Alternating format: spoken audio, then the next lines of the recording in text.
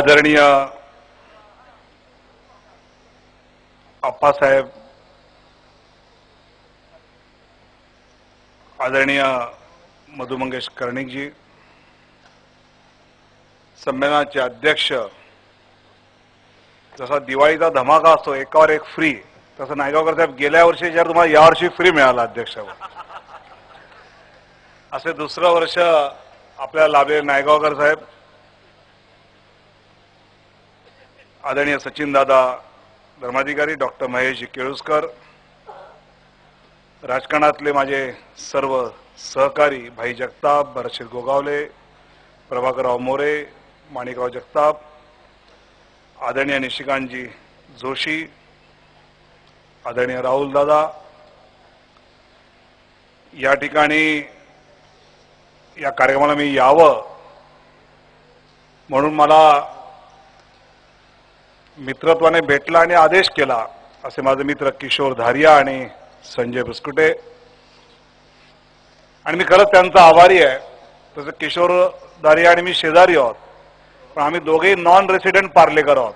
मी पण पार्ल्यात कधी राहत नाही, मी बाहेर फिरत असतो आणि तेही नसतात, त्यांच्या भगिनी असतात, त्यांचं केव्हा तरी भेटणं दर्शन होत असतं आणि किशोरबद्दल कळत असतं आणि किशोरला बहुतेक माझ्याबद्दल त्यांच्याकडनं कळत असेल.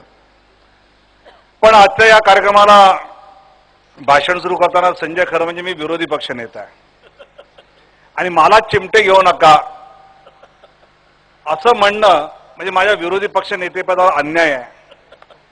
आणि पुन्हा 6 महिने टिकायचं, कारण ऑक्टोबर मध्ये निवडणूक होणार आहेत, नरेंद्र मोदींच्या कृपेने काही बदल होऊ शकतो, पुन्हा राहील की नाही माहित नाही विरोधी पक्ष नेतेपद. पण हे कोकण मराठी साहित्य संमेलन आहे. भाई, ज्यावेळी अखिल भारतीय मराठी साहित्य संमेलन जाण्याची संधी मिळते तिथे गेल्यानंतर आम्हाला घरच्यासारखं वाटतं, का आपापसातले वाद चालूच असतात तिथे. आम्हाला वाटतं विधिमंडळात आल्यासारखं वाटतं. निवडणुकीला उमेदवारापासून जे वाद सुरू होतात ते तिथे अमुक प्रस्ताव केला नाही की तमुक प्रस्ताव केला नाही की इथे अमुक का बोललं हे सुरूच. पण मनापासून आनंद वाटतं की आपल्या कोकणातल्या या साहित्य संमेलनाचा अध्यक्ष हा निवडणुकीने होत नाही तर एकमताने होतो,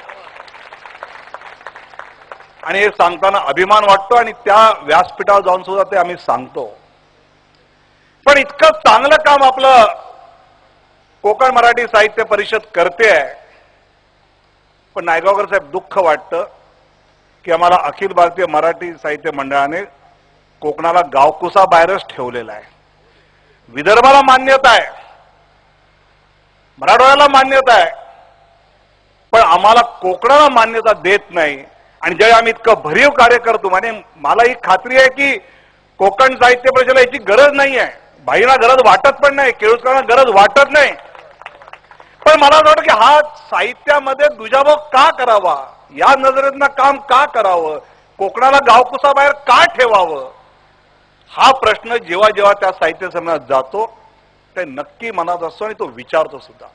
आणि सातत्याने गेली 15 वर्ष आपण ज्या पद्धतीची साहित्याची सेवा करतो, शारदेची सेवा करतोय, मला असं वाटतं की हे पाहिल्यानंतर तरी किमान अखिल भारतीय मराठी साहित्य मंडळाने कोकणाला सामावून घेतलं पाहिजे आणि त्यासाठी आपण सगळे प्रयत्न करू, हे नक्की सांगू.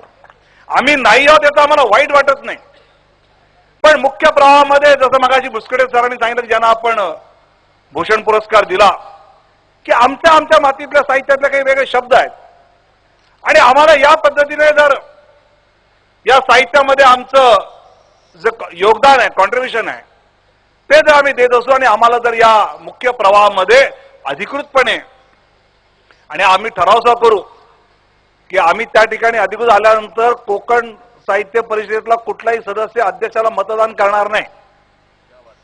तर आमची मतं आम्ही, ते हल्ली नवीन ऍक्ट आलाय ना, कोणीच पसंत नाही, नाटो, तसं कोकणवाले आम्ही नाटो, चला. पण आम्हाला मुख्य प्रवाहात आणलं पाहिजे आणि नायगावकर साहेब आपण पुढाकार घेऊन हे करूया, आवश्यक त्या ठिकाणी जाऊया, भेटूया, करूया आणि करण्याचा उपयोग मराठी साहित्याला म्हणून करायचा आहे. आणि त्यासाठी मला असं वाटतं की आग्रहाने या पद्धतीचा विचार हा होणं खरं म्हणजे गरजेचं आहे. आज या ठिकाणी तीर्थरूप अप्पासाहेब आलेत. भाई जगताप खरा आम आदमी बघायचा तर अप्पासाहेबांसाठी आलेला आम आदमी. कुठलंही ब्रँडिंग नाही, कुठलंही चॅनलवर जा नाही, हातात झाडू घेऊन उगाच फिरायचं नाही. गेले वर्षानुवर्ष चाललंय हो. पण या आम आदमीची कधी कौतुक कोणी केलं? चॅनलने कुठल्या केलं का? या आम आदमीचं कौतुक आमच्या कोकणच्या लाल मातीने केलेलं आहे.